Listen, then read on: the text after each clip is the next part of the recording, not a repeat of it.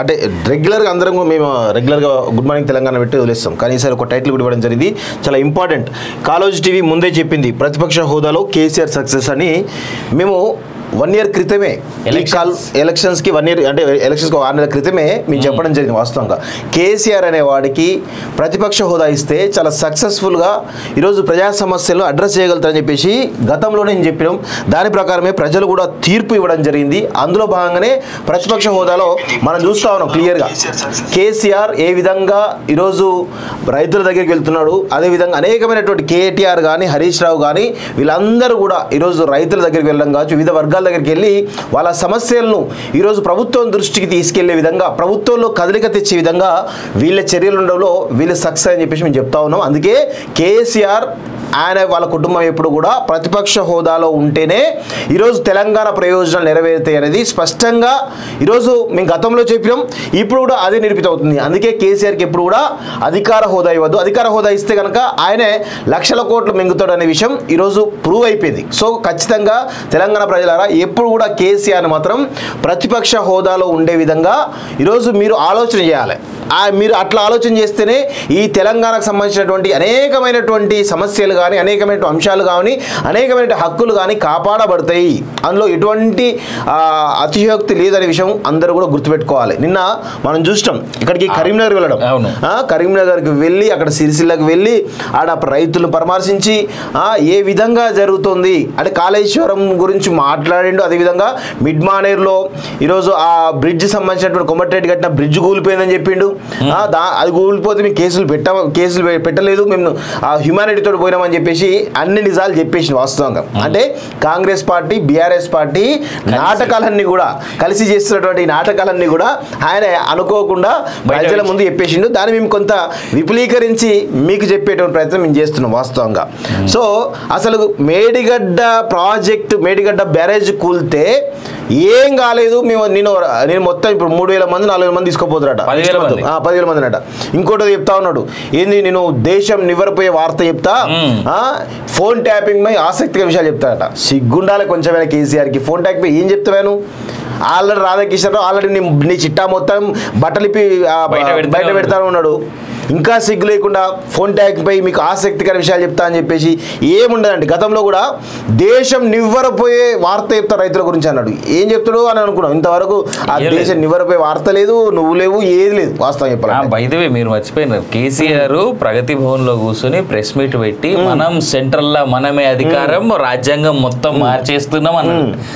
మీకు కావాలి మీరు యూట్యూబ్ లో కొట్టుకొని చూడొచ్చు, చూసేవాళ్ళు రాజ్యాంగం మార్చేస్తున్నాం మనదే అధికారం, ఎవడు ఉండడా బోడిగాడా ఎవడా 70 ఏళ్ళ నుంచి ఒకటే రాజ్యాంగం ఉంటుంది ఎక్కడన్నా, కాలం మారుతుంది రాజ్యాంగం మారద్దా అని దబాయించి కొట్లాడినాడు. ఈరోజు ఏం మాట్లాడుతాడో మరి ఆయనకే తెలియాలి వాస్తవంగా. సో విషయం ఏంటంటే మిత్రులారా, అసలు కాంగ్రెస్ పార్టీకి చిత్తశుద్ధి ఉంటే మేడిగడ్డ పైన కానీ, ఫోన్ ట్యాపింగ్ పైన కానీ, ధరణి అక్రమాల పైన కానీ ఇలా అనేక అంశాలు ఈరోజు కేసీఆర్ చాలా ఇన్వాల్వ్మెంట్, కేసీఆర్ కుటుంబం చాలా పెద్ద స్థాయిలో ఈరోజు అవినీతి అక్రమాలు చేసిందని వాస్తవం. నిజంగా కాంగ్రెస్ పార్టీ చిత్తశుద్ధి ఉంటే అందరిని ఇన్వాల్వ్ అయిన అందరినీ కూడా జైల్లో వేస్తేనే కాంగ్రెస్ పార్టీని ప్రజలు నమ్ముతారు తప్ప అంతవరకు నమ్మే పరిస్థితి లేదు. కేవలం ఒక కుక్కను పిచ్చి కుక్క చేయడం వరకే, పిచ్చి కుక్క అంటే అది పిచ్చి కుక్క అయితే అనే కోణంలో మాత్రమే చేస్తే కుదరదు, దాన్ని కొట్టి చంపాలి. అప్పుడే ఈరోజు ఒక రక్షణ అనేది ఉంటుంది వాస్తవంగా. లేదంటే ఆ పిచ్చి కుక్క అందరినీ గడిచింది అనుకో ఏమవుతుందో మన అందరికి తెలుసు కదా వాస్తవంగా.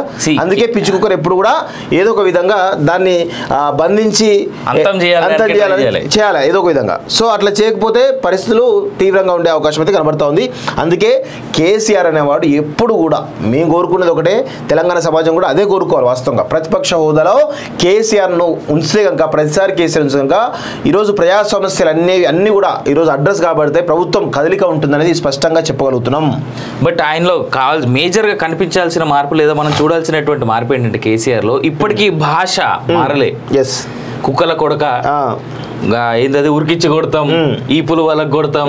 అరే నువ్వు ఒక legislative of assembly man, you been elected by the public, opposition leader of house. నువ్వు సో ఎన్ని కోట్ల మందిని రిప్రజెంట్ చేస్తున్నారు మీరు అపోజిషన్ పొజిషన్ లో, అపోజిషన్ చైర్ లో కూర్చొని ఎన్ని కోట్ల తెలంగాణ ప్రజలకి మీరు రిప్రజెంటేషన్ చేస్తున్నారు. అలాంటి పొజిషన్ లో ఉన్నటువంటి మీరు మాట్లాడాల్సినటువంటి భాష అయితే కాదు కదా.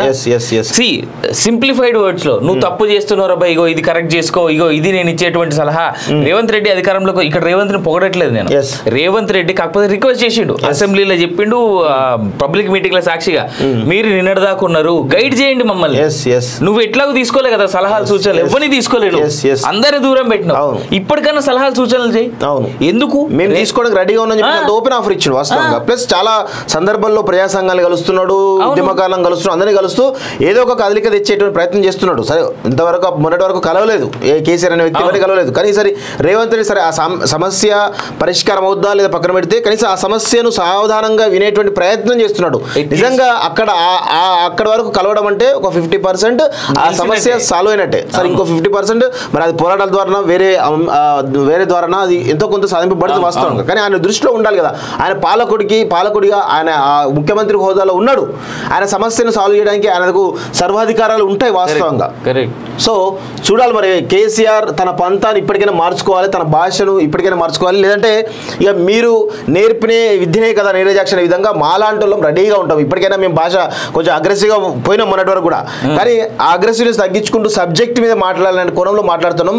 రేవంత్ రెడ్డి గారిని కూడా ప్రతి సందర్భంలో కూడా కాంగ్రెస్ పార్టీ తీసుకున్న పలు నిర్ణయాలను మేము విమర్శించేటువంటి ప్రయత్నం చేస్తున్నాం. ఖచ్చితంగా ఎట్టి పరిస్థితుల్లోనైనా ప్రజల పక్షమే, ప్రశ్నించే గొంతుకుగానే మేము ఎప్పటికీ ఉండాలని కోరుకుంటున్నాం. అదేవిధంగా ఉంటాం. మీరు అదుపు తప్పితే ఖచ్చితంగా మేము కూడా అదుపు తప్పి మాట్లాడాల్సిన అవసరం ఉంటుంది.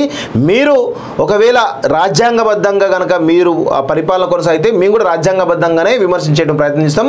మీరు అదుపు తప్పితే కేసీఆర్ ఏ విధంగా అదుపు తప్పినో మేము కూడా అదుపు తప్పి మాట్లాడే పరిస్థితి ఉంటుంది. ఎందుకంటే కేటీఆర్ చూస్తూ ఉన్నాం ఏ విధంగా ఎంత చిల్లరగా థర్డ్ గ్రేడ్గా ఎట్లా మాట్లాడుతున్నామో మేము చూస్తూ ఉన్నాం. అందుకే అలాంటి మాటలు చూసినప్పుడు మేము కూడా అదే విధమైనటువంటి కౌంటర్ మా నుంచి కూడా ఇవ్వాలంటే ప్రయత్నం చేసిన తప్ప మాకేదో కల్వకోట్ల కుటుంబానికి కోపమనో లేకపోతే ఇంకోటనో ఏది లేదు. వాస్తవం చెప్పాలంటే కేవలం ప్రజా సమస్యల విషయంలో మీరు వ్యవహరిస్తున్నటువంటి తీరు వల్ల మా యొక్క సమాధానాలు, మా యొక్క ప్రశ్నలు మా నుంచి అదే కోణంలో ఉంటాయి అనే విషయం కూడా గుర్తుపెట్టుకోవాలి. అది రేవంత్ రెడ్డికైనా వర్తిస్తుంది, కిషన్ రెడ్డి గారికైనా వర్తిస్తుంది, ఇంకా ఎవరికైనా కూడా వర్తిస్తుంది అనే విషయం కూడా గుర్తుపెట్టుకోవాలి. అంటే రెగ్యులర్గా అందరం మేము రెగ్యులర్గా గుడ్ మార్నింగ్ తెలంగాణ పెట్టి వదిలేస్తాం, కానీ ఈసారి ఒక టైటిల్ కూడా ఇవ్వడం జరిగింది, చాలా ఇంపార్టెంట్. కాలోజీ టీవీ ముందే చెప్పింది ప్రతిపక్ష హోదాలో కేసీఆర్ సక్సెస్ అని. మేము 1 year క్రితమే ఎలక్షన్స్కి 1 year అంటే ఎలక్షన్స్కి 6 నెలల క్రితమే మేము చెప్పడం జరిగింది. వాస్తవంగా కేసీఆర్ అనే వాడికి ప్రతిపక్ష హోదా ఇస్తే చాలా సక్సెస్ఫుల్గా ఈరోజు ప్రజా సమస్యలను అడ్రస్ చేయగలుగుతారని చెప్పేసి గతంలోనే నేను చెప్పినాం. దాని ప్రకారమే ప్రజలు కూడా తీర్పు ఇవ్వడం జరిగింది. అందులో భాగంగానే ప్రతిపక్ష హోదాలో మనం చూస్తూ ఉన్నాం క్లియర్గా కేసీఆర్ ఏ విధంగా ఈరోజు రైతుల దగ్గరికి వెళ్తున్నాడు. అదేవిధంగా అనేకమైనటువంటి కేటీఆర్ కానీ హరీష్ రావు కానీ వీళ్ళందరూ కూడా ఈరోజు రైతుల దగ్గర